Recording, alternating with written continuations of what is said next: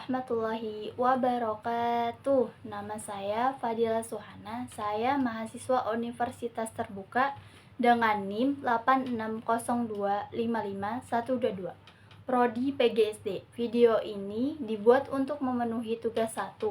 Dengan mata kuliah filsafat ilmu, dalam filsafat ilmu ada 3 landasan utama, yaitu ada ontologi, epistemologi, dan aksiologi. Ketiganya saling berkaitan dan membantu kita bukan cuma tahu untuk apa itu ilmu, tapi tahu bagaimana cara mendapatkannya, untuk apa ilmu itu digunakan, dan di sini saya akan menjelaskan tentang ontologi terlebih dahulu. Yang pertama, ontologi.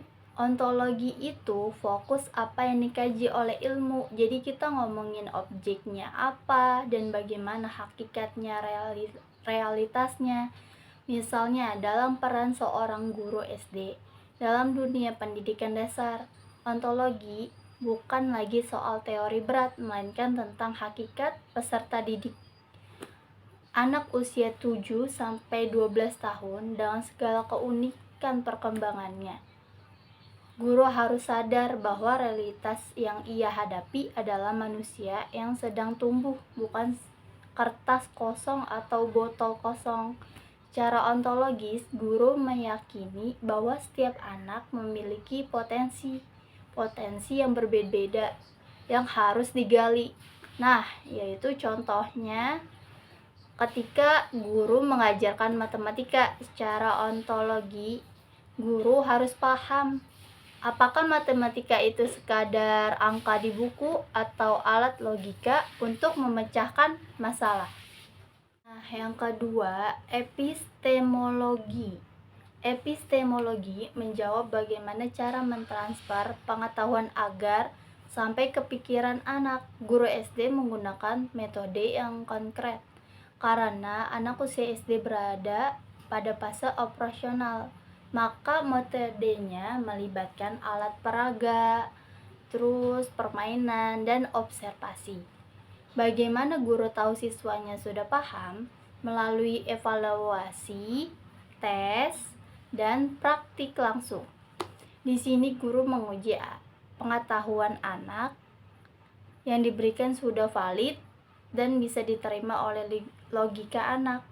Contohnya yaitu menggunakan biji-bijian untuk mengajarkan anak. Perkalian adalah pendekatan epistemologis agar anak paham konsep. Penjumlahan berulang. 3. Ada aksiologi. Aksiologi berbicara tentang nilai. Guru SD tidak hanya mengajar nilai angka kognitif, tapi nilai karakter. Guru harus bertanya, apakah ilmu ini membuat anak menjadi pribadi yang lebih baik? Disinilah peran pendidikan karakter, kejujuran, disiplin, empati. Tujuan akhirnya bukan sekadar supaya anak lulus ujian, tapi agar anak mampu menggunakan ilmunya untuk membantu orang lain dan masyarakat di sekitar. Nah, contohnya yaitu mengajarkan anak membuang sampah pada tempatnya adalah penerapan aksiologi bahwa pengetahuan tentang kebersihan harus mewujudkan dalam tindakan moral. 4. Keterkaitan sebagai pondasi guru. Ketiganya adalah 1. Keterikatan yang membuat seorang guru menjadi pendidik yang utuh, bukan sekadar kita mengajar aja.